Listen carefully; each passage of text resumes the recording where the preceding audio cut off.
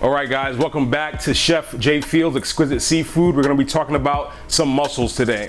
These beauties, we're going to do a couple styles with them, something more traditional, one more a little bit pushed out, but stay tuned, take some notes, and get ready for a ride.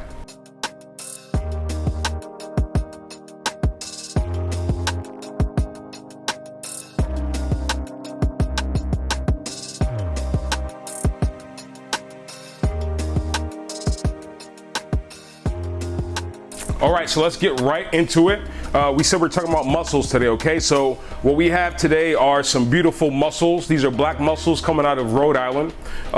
Very small, actually, compared to what I've seen. A lot of times they'll be a little bit larger, a little bit smaller. You know, mussels have certain spawning periods throughout the year. Just like seasonal fish, wild fish get caught at certain times, you know, when they're prevalent out there in the wild. But these mussels today, you know, let's just really talk about how you approach a mussel, okay? So mussels, as soon as you get them, you want to make sure that you're checking that tag, making sure that they're fresh. I know that they come from Rhode Island because I saw the tag, I looked at them, checked the date, made sure they were good to go. The first thing I did when I brought them in was to take them and dunk them in some ice water, okay? And that just makes sure it does a few things. It rinses the mussels of any impurities or anything that you don't want there. So you give them a few dunks. Also, the mussels will react to that and they'll close up, right? One of the biggest things that you want to find or look for when dealing with mussels is to make sure that they are alive, right? You don't want to cook a dead mussel, just like crabs or lobsters. You want to make sure that the mussels that you do cook and offer to your guest or to eat for yourself are alive when you go to cook them. So let's really talk about that for a second. I have some water here just so I can kind of rinse these as I'm going through. I already see a few that are a little bit open, and what I'm doing is going through, pluck them. That one tended to close back up, so I know it's alive, right? I'm just going through those and kind of, you know, rinsing them off. You know, some of these have beards on them, right?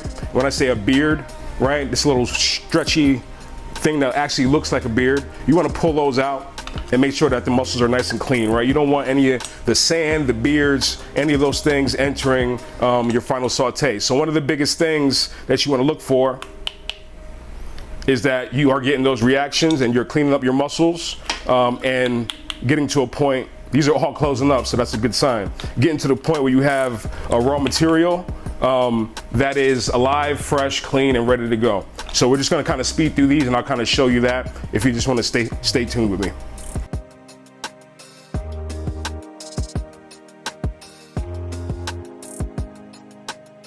All right, so we do have our mussels totally cleaned right here.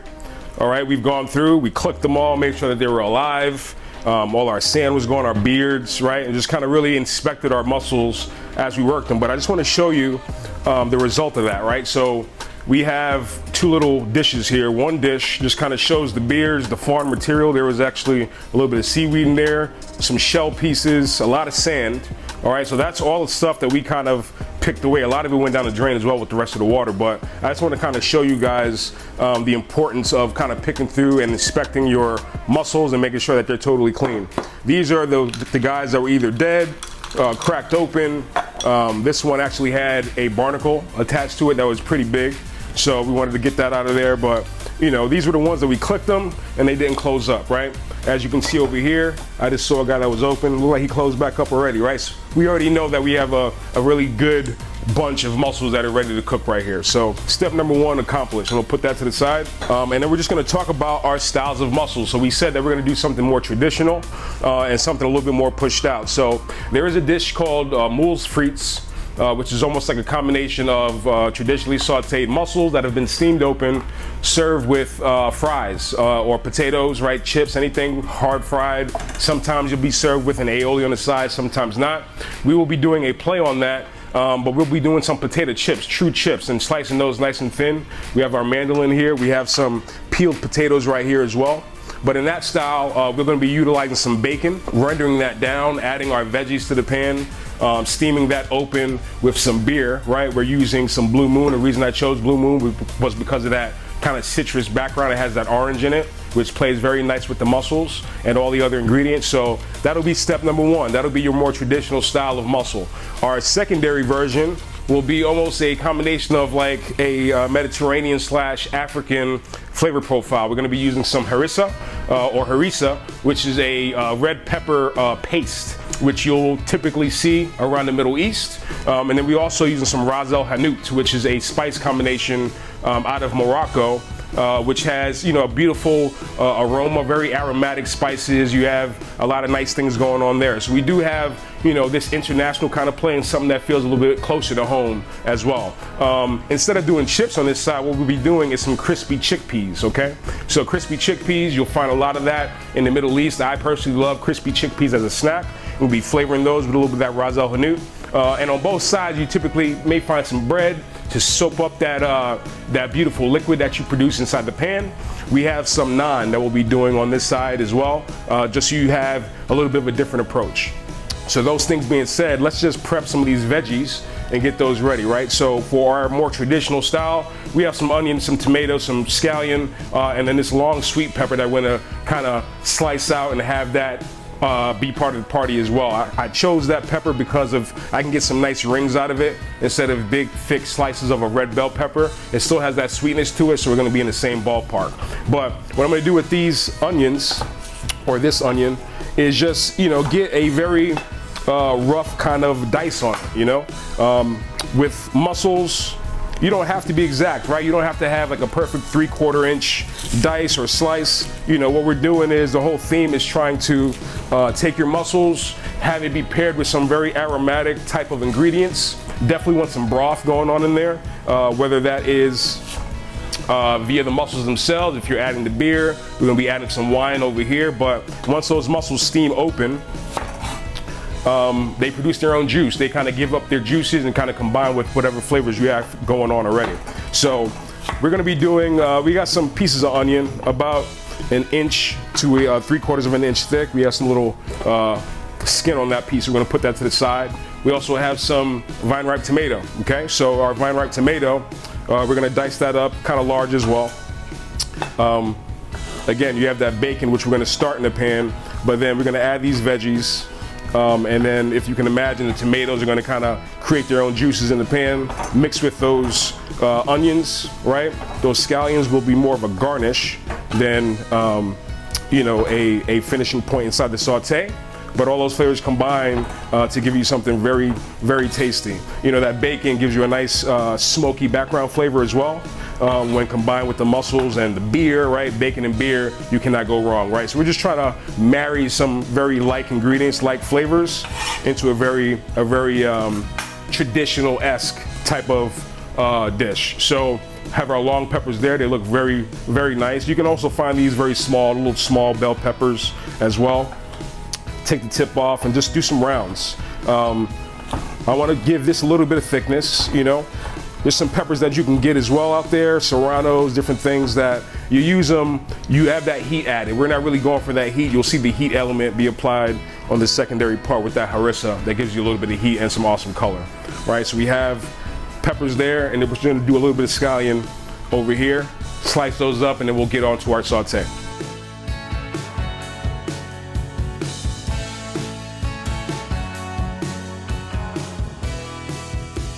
Okay, so we are onto the stove. The first thing I'm gonna do is I'm gonna take my bacon and start rendering that, and then we're gonna go into frying off these chips to pair with the mussels. So let's start with the bacon.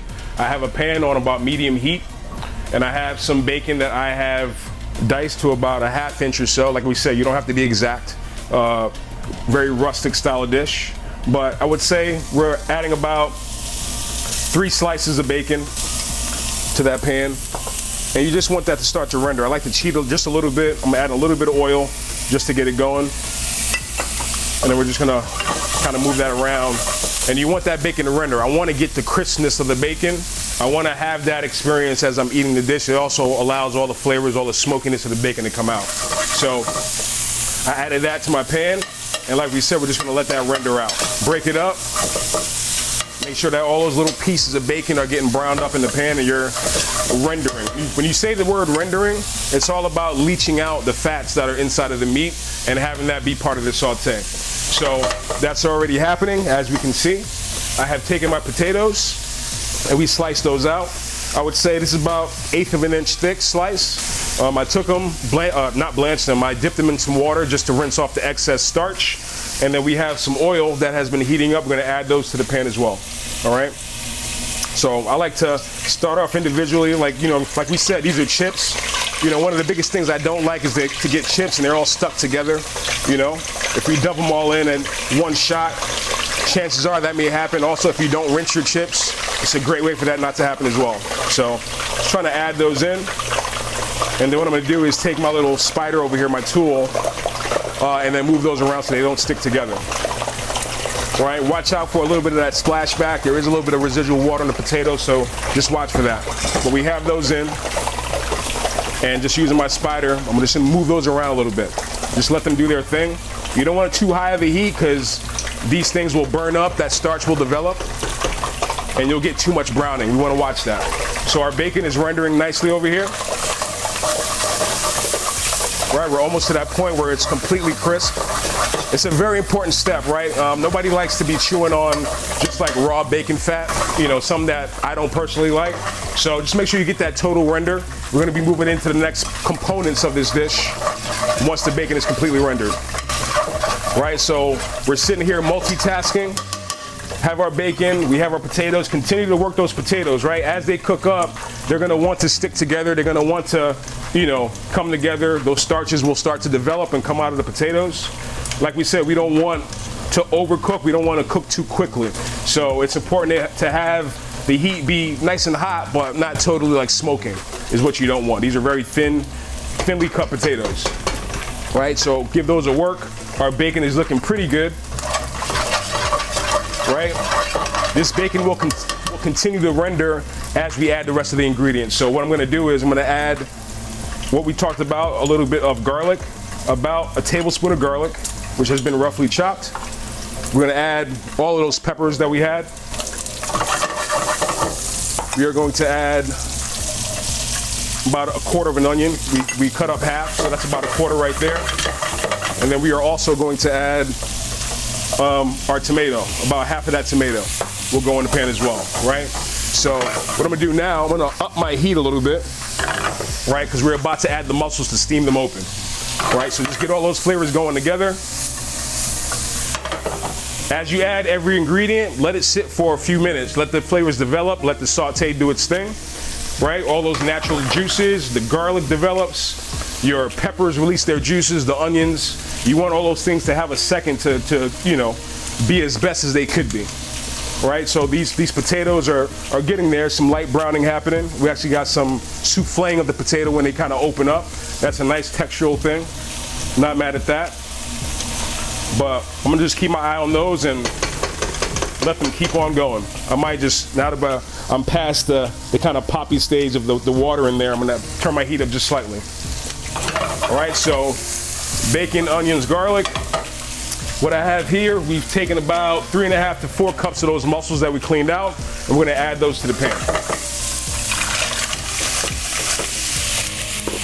Right, I'm gonna give that, at this point, a little bit of salt, right? Not too much, because there is salt in that bacon, and some freshly cracked black pepper.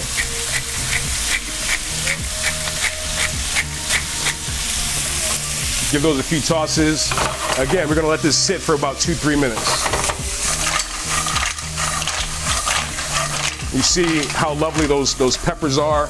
They start to kind of open up. We have those rings. I really like that textural element of how we're doing this. But don't feel locked in. You can use a red bell pepper and cut it however you like. These are looking better than Lay's potato chips. I'm a huge potato chip fan. Shout out to Wise and Utz. I'm not even sure how to pronounce it, but love those brands of chips. They do a great job. I think I'm doing a great job here as well. All right, so a few seconds there. And then you always want a deglaze point, right? When you deglaze, you're adding a liquid to the pan to get all those flavors off the bottom of the pan and to make everything open up. So, like we talked about, our Blue Moon goes in at this point. All right, so I'm gonna do about 3/4 of that bottle, right? And give those mussels some nice liquid to open up with. I'm gonna, at this point, put my lid on, increase my heat just slightly, and then let those do their thing. At this point, my potatoes are looking really good, just at the point of being pulled out. Nice light golden brown there. Let those go for maybe 2-3 minutes more, and then we're good to go.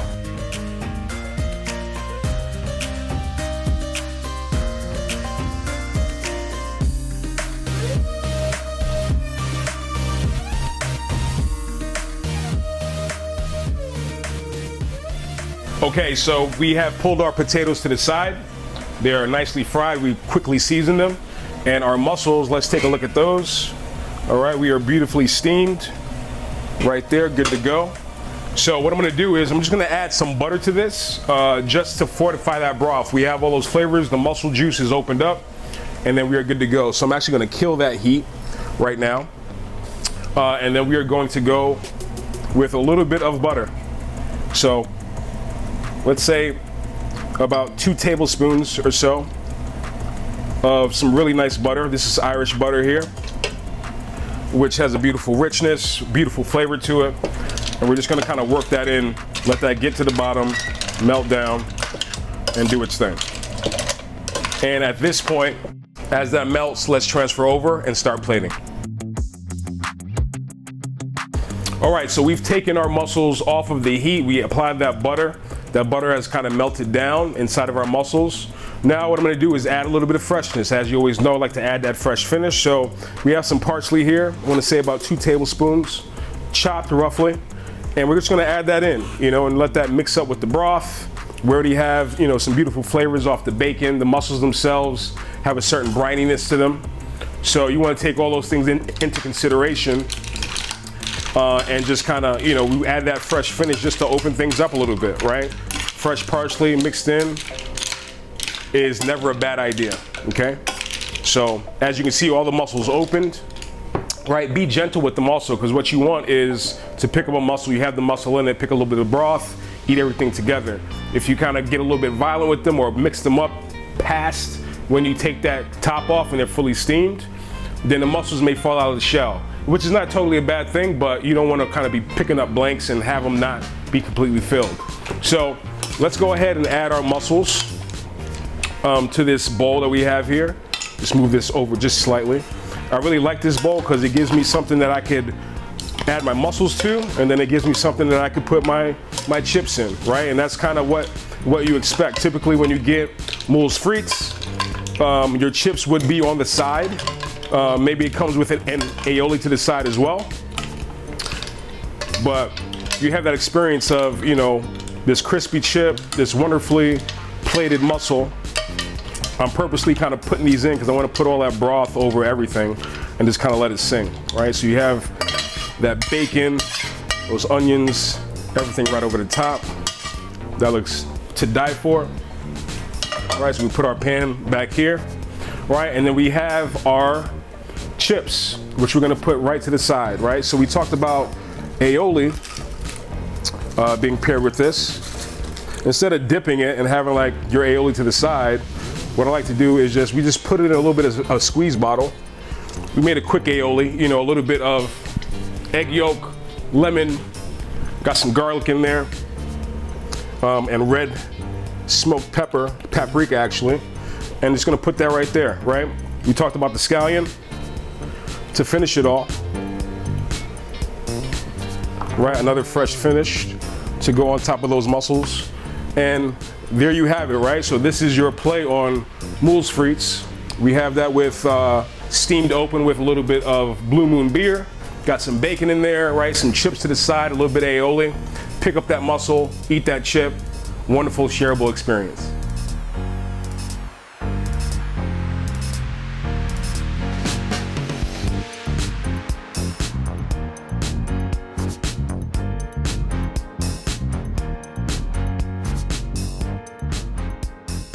All right, so we're on to our second mussels recipe. Like we said, this is more of that Mediterranean kind of African kind of approach to it. So what we're gonna do is we're gonna start with a little bit of oil. And it's just gonna be a lot less going on here versus the last version because we had to start with that bacon and render it down. So we're getting right into it. We're gonna add our onion, about the same amount. Get that rolling. And then we're just gonna add that garlic as well. So what we're doing here is we're kind of building a little bit of that flavor first and foremost. To this, I'm gonna go ahead and add a little bit of that Ras El Hanout. And the reason I want to add it here is because I want to toast it a little bit in its pan and develop its flavor. Like we said, those nice aromatic spices in there plays an important part on how we flavor this broth. So I'm gonna do that right there. We have our garlic, a little bit of smoked paprika. Right, again, opening up the flavor, the smokiness. The last round we had smokiness from bacon. This time we're adding a little bit of that smoked paprika. So to that kind of toasty pan, raise my heat. I'm gonna add the same amount of mussels. Give that a quick toss.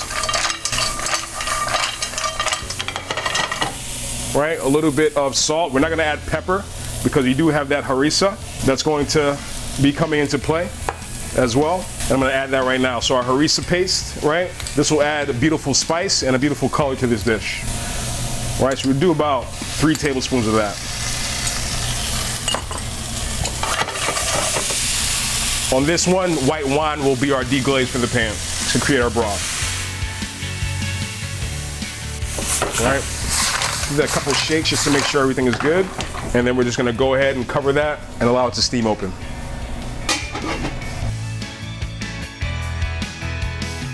All right, so I think that our mussels are ready. We're gonna pull our lid and then finish this off, all right? So open these up, and those mussels are looking damn good.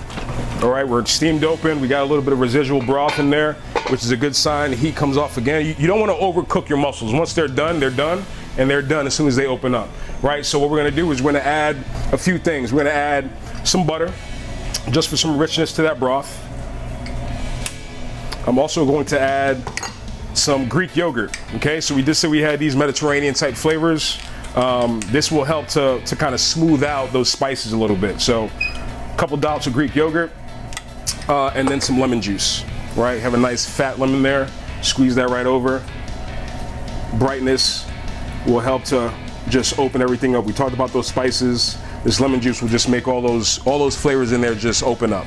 Let's take this over to plating and finish this beautiful dish. All right, so we have our second mussels dish finished.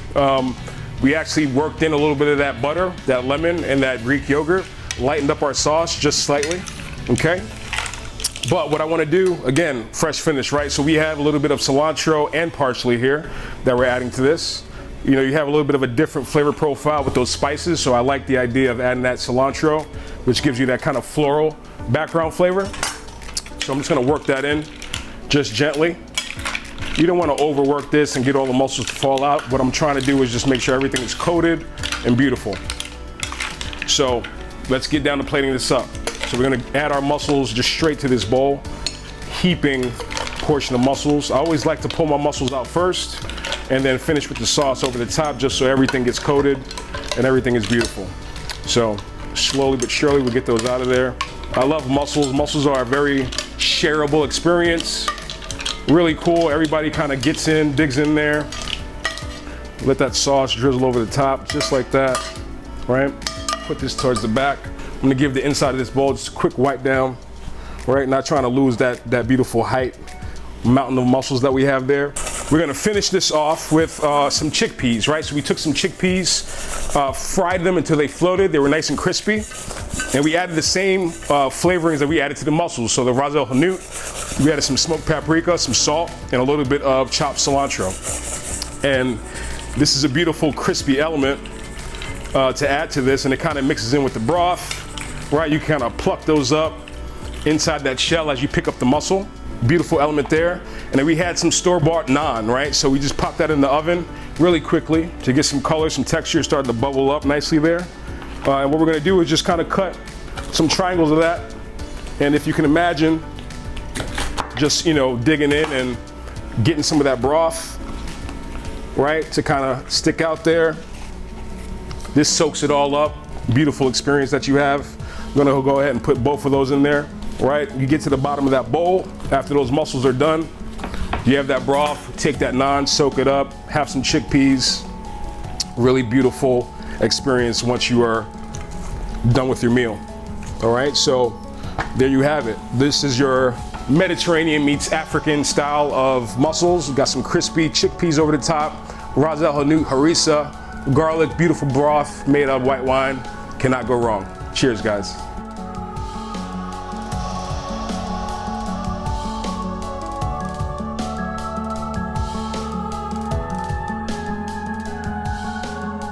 All right, check out these beautiful mussel preparations. I mean, the smells I'm getting off this thing are amazing. The spices that we have going on over here in our kind of Middle Eastern play, right? The textures that you have going on between the crispy chickpeas and the naan, the beautiful broth on the bottom on this side, a play on moules frites, right? Some potato chips, beautiful aioli, some bacon in there. Who doesn't love bacon along with a little bit of mussels? Beautiful broth on the bottom.